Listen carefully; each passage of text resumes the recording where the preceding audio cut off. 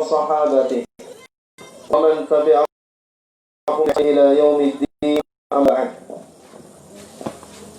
Ikhwani fillah rahimahullah, hadirin kaum muslimin dan muslimat yang semoga dirahmati oleh Allah dan diberkahi oleh Allah Subhanahu wa taala. Alhamdulillah, pada malam hari ini duduk di tempat yang berbahagia ini dalam rangka menjelang pernikahan ikhwah, anak saudara kita yang sudah ma'ruf insyaallah.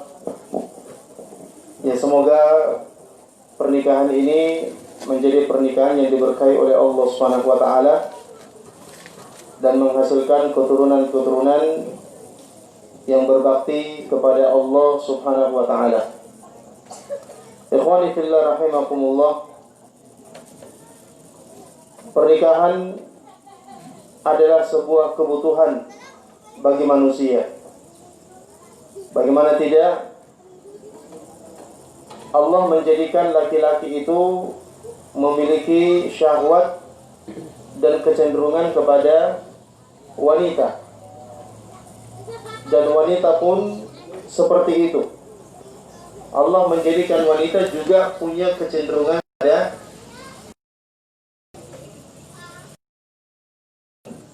Allah berfirman, "Innas hubbus syahawati minan nisa." Dan dijadikan indah bagi manusia hubbus syahawat, mencintai syahwat, diantaranya adalah syahwat kepada wanita.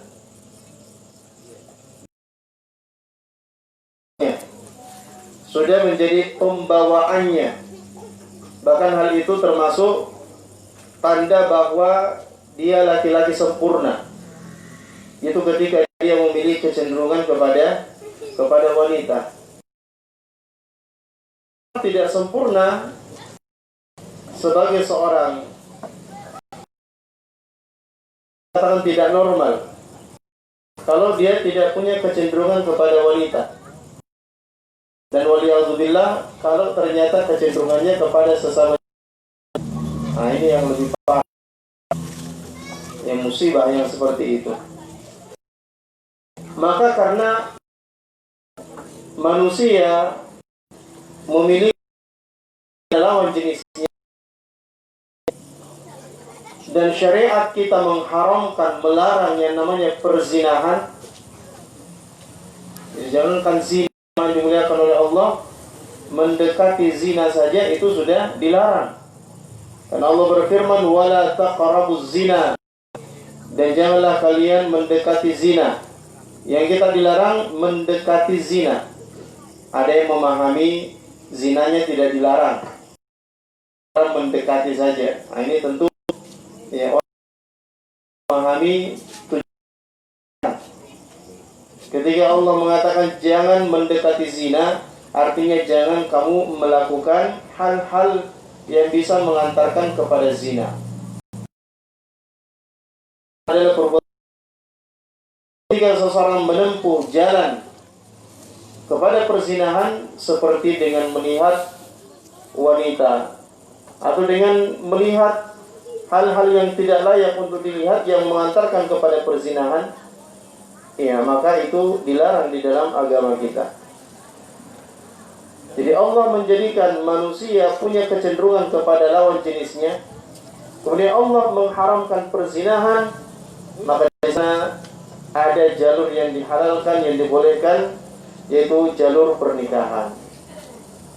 Dan pernikahan ini zaman dimuliakan oleh Allah adalah sunnahnya para nabi. Sunnahnya para nabi sejak nabi yang pertama, Nabi Adam alaihissalam, itu punya keturunan, punya pasangan, punya istri, dan nabi-nabi yang lainnya. Allah berfirman, "Walaqad arsalna rusulan min qablika wa ja'alna lahum azwajan wa dzurriyyah. Dan sungguh kami telah mengutus rasul-rasul sebelummu, dan kami jadikan untuk para rasul itu pasangan-pasangan, istri-istri dan anak-anak. Ya.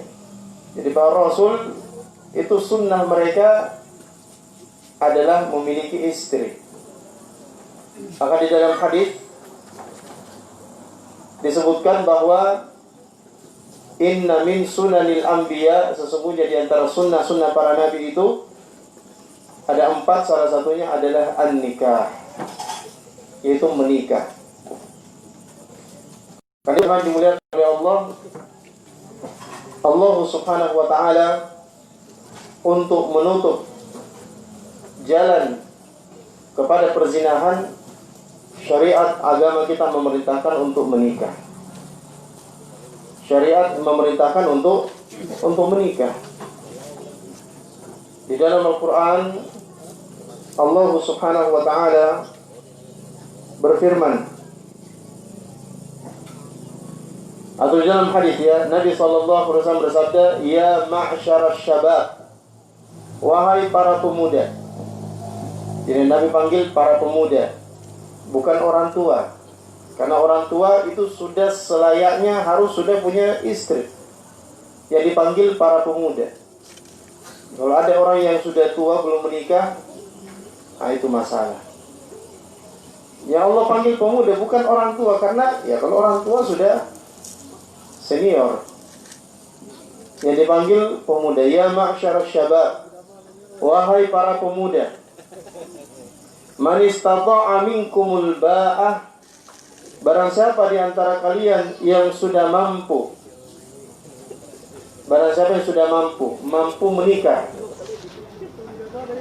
Mampu menikah, maksudnya sudah mampu melakukan hubungan. Kemudian mampu memberikan mahar. Mampu memberikan mahar, falyatazawwaj, maka hendaknya dia menikah. Hendaknya dia menikah. Nabi perintahkan agar para pemuda ini yang sudah mampu, jadi mampu melakukan hubungan, kemudian mampu memberikan mahar, falyatazawwaj, maka hendaknya dia menikah. Jadi tidak dipersyaratkan menikah itu harus sudah punya rumah. Saya mau menikah kalau sudah punya rumah.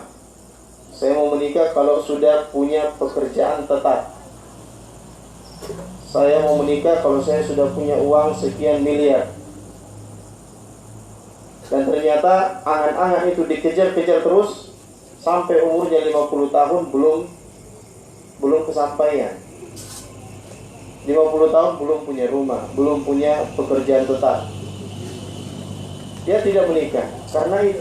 Maka ini tentu sebuah kesalahan. Padahal zaman dimuliakan oleh Allah, pernikahan itu kan salah satu jalan untuk mendapatkan kekayaan, kecukupan hidup. Dan Allah menjamin itu jamaah dimuliakan oleh Allah di dalam Al-Quran. Wa ankihul ayama minkum wassalihina min ibadikum wa imaikum. Allah berfirman, dan nikahkanlah. Jadi Allah perintahkan, nikahkanlah al-ayama. Al-ayama adalah orang yang tidak punya pasangan di antara kalian. Wassalihina min ibadikum wa imaikum. Dan orang-orang yang soleh dari budak laki-laki dan perempuan kalian, nikahkan. Iyakunu fuqara, kalau mereka fakir, kalau mereka miskin, tidak punya apa-apa. Mungkin dia hanya punya mahar yang dia bisa serahkan kepada wanita itu. Ya, maka Allah katakan iyakunu fuqara yughnihimullah. Kalau mereka adalah orang-orang yang fakir, maka Allah yang akan mencukupi mereka. Allah yang akan mencukupi mereka. Dan itulah Abu Bakar As-Siddiq radhiyallahu ta'ala anhu mengatakan tentang ayat ini, atiullaha, taatilah Allah fima amarakum, pada apa yang Allah perintahkan kamu di dalam ayat ini, dan apa yang Allah janjikan dari kekayaan. ya, dari kekayaan. Kemudian Abdullah bin Mas'ud juga mengatakan iltamisu al-ghina fin nikah. Carilah kekayaan dengan menikah. Jadi dengan menikah sebenarnya ini jalan untuk kita mendapatkan kekayaan, kecukupan. Kan sudah banyak buktinya jemaah dimuliakan oleh Allah. Orang-orang yang ketika dia nikah tidak punya kerja, setelah nikah Masya Allah dapat kerja. Ya. Setelah nikah dia dapat kerja, pekerjaan tetap. Ada orang yang daftar PNS sudah berapa kali tidak lulus-lulus. Akhirnya dia putuskan untuk menikah. Setelah menikah daftar lulus, Masya Allah. Kan ada yang seperti itu. Ya. Makanya kalau memang kita sudah mampu, sudah ada mahar, ya, khususnya para pemuda, maka menikahlah. Karena kalau syahwat itu ditahan-tahan, kalau lama menahan itu juga akan menyiksa.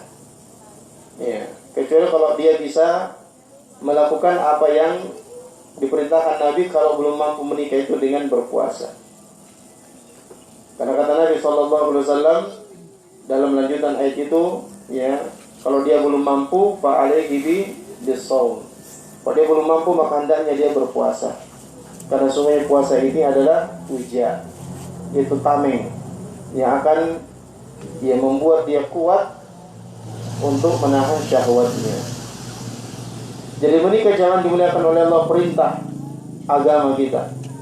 Dan lebih tegas lagi Nabi SAW mengatakan, an-nikahu sunnati, menikah itu adalah sunnahku.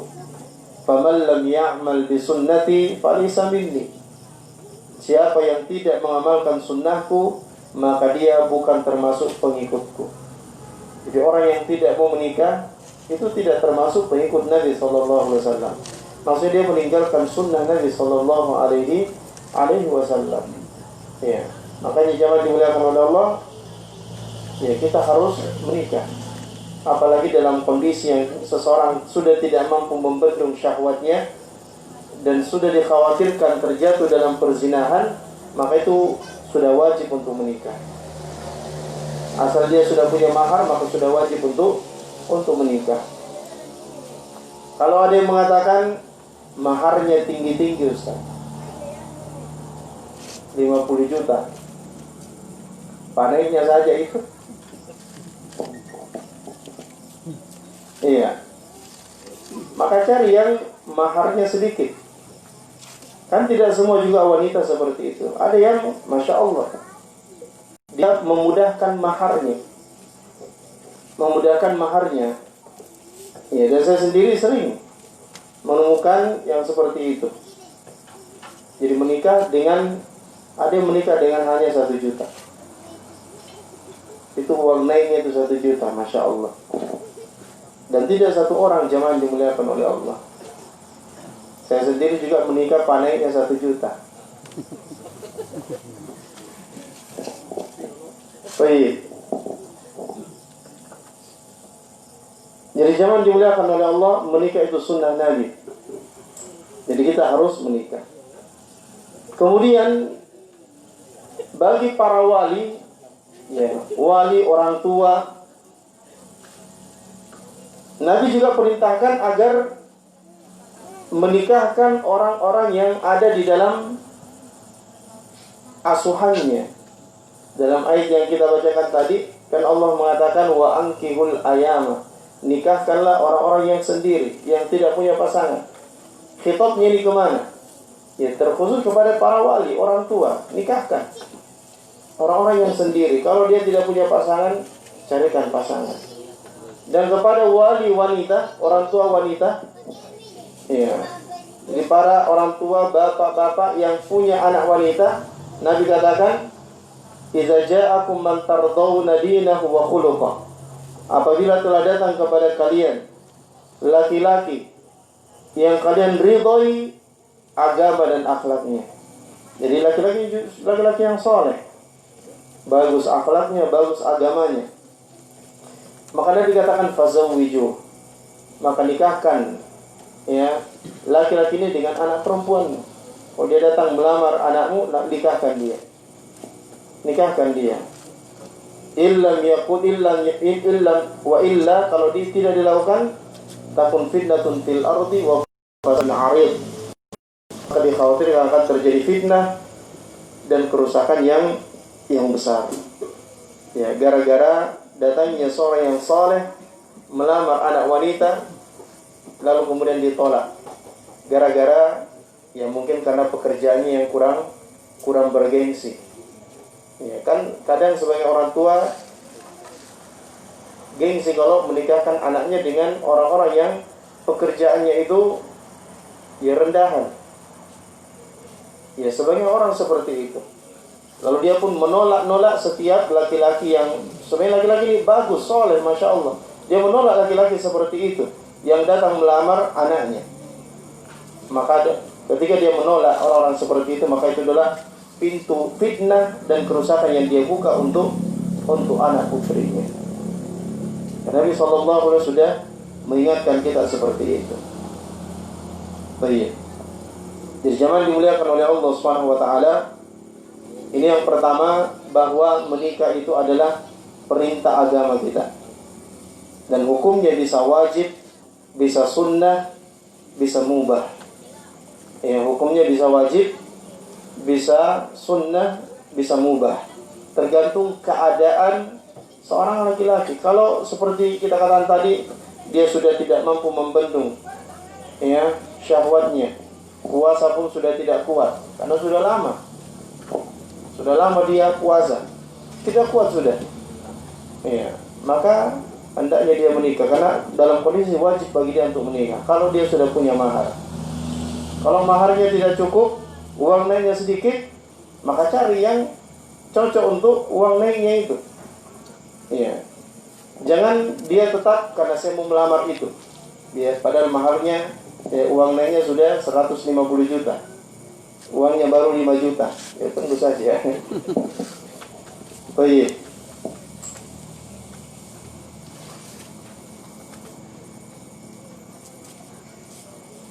Kemudian jamaah dimuliakan oleh Allah Subhanahu wa taala, pernikahan ini akan menyempurnakan separuh dari agama seseorang. Ini juga diantara tujuan kenapa kita menikah, untuk menyempurnakan separuh agama kita. Karena Nabi SAW bersabda, "Idza tazawwaja al-'abdu", apabila seorang hamba telah menikah, faqad istakmala nisfa ad-din, maka sungguh dia telah menyempurnakan separuh agamanya. Falyattaqillah fin nisfil baqi, maka hendaknya dia bertakwa kepada Allah pada separuh yang sisanya.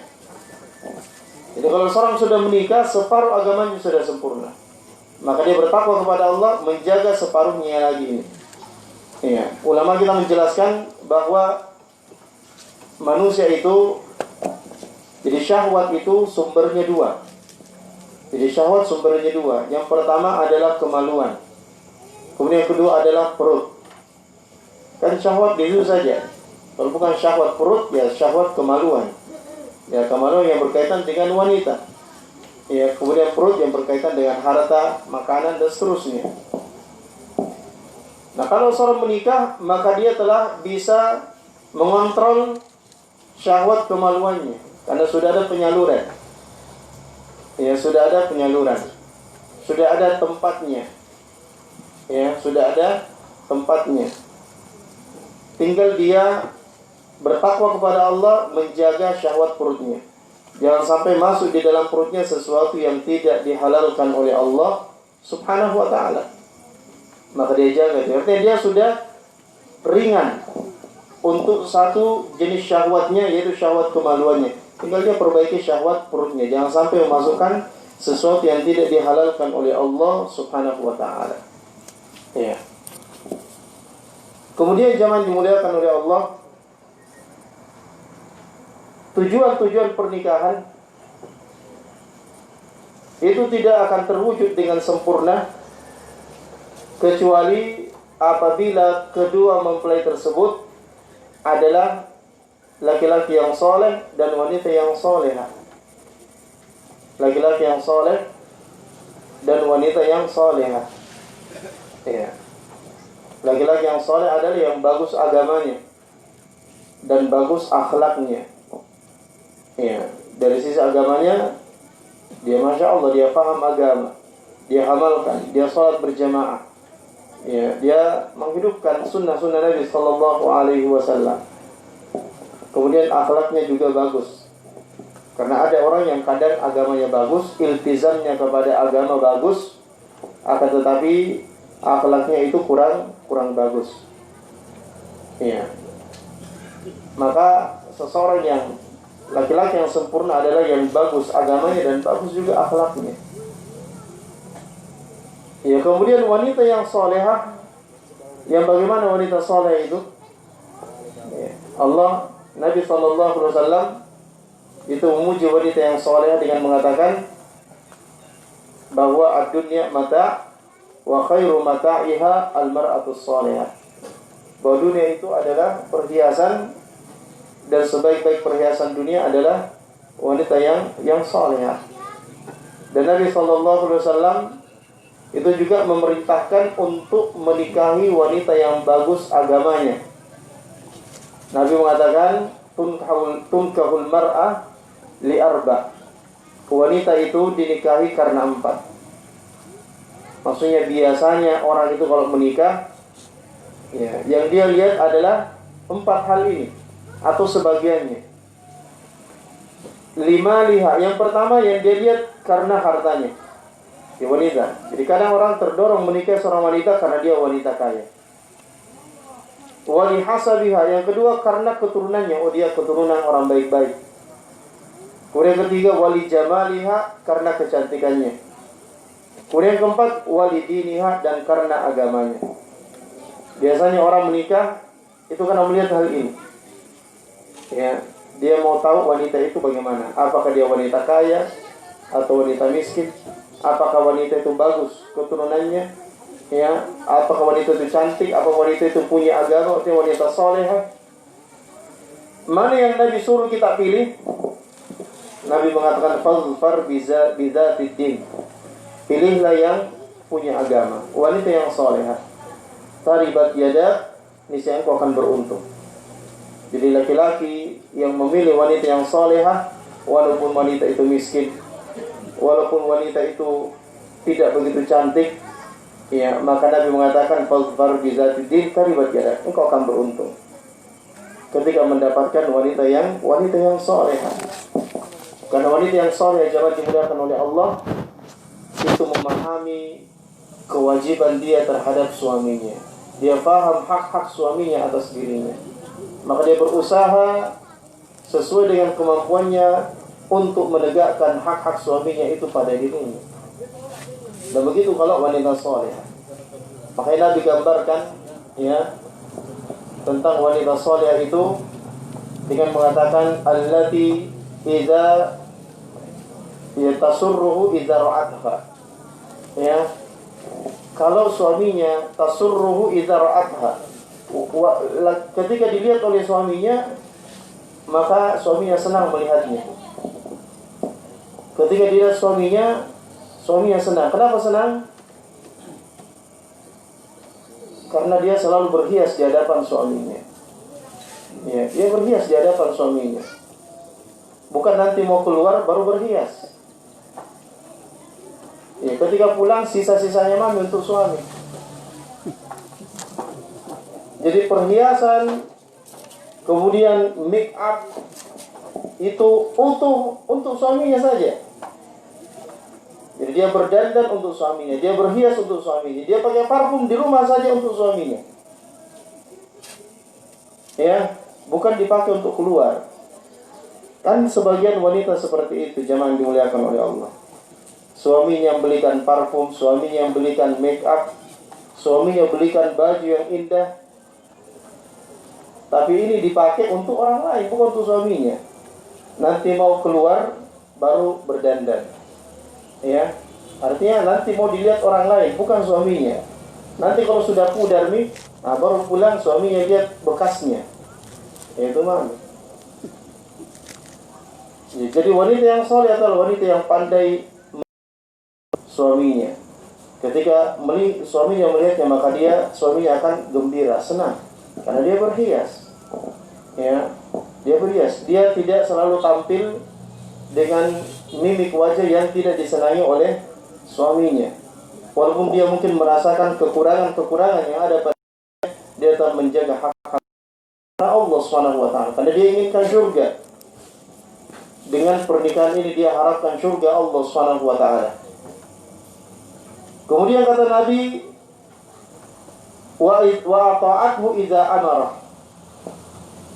Dia mentaati suaminya apabila suaminya itu memerintahkan. Kalau suaminya perintahkan, maka dia taati. Ya, dan itu kewajiban seorang wanita, seorang istri adalah mentaati suaminya. Bahkan dikatakan bahwa seorang istri itu lebih wajib mentaati suaminya daripada orang tuanya. Ya, makanya Nabi SAW berkata, ya, di dalam hadis yang sahih, ya, kisahnya itu panjang, ketika ada seorang sahabat datang kepada Nabi, langsung sujud di hadapan Nabi. Kemudian Nabi mengatakan, kenapa kau berbuat seperti itu? Laki-laki ini mengatakan, yang talanya adalah Mu'adz bin Jabal. Mu'adz bin Jabal mengatakan, ya, qadimtu Syam, saya baru saja dari Syam, fawajadtuhum yasjuduna li asaqifatihim wa batariqatihim. Saya baru saja dari Syam dan saya sujud di hadapan, ya, orang-orang yang punya ilmu di antara mereka, pendeta-pendetanya.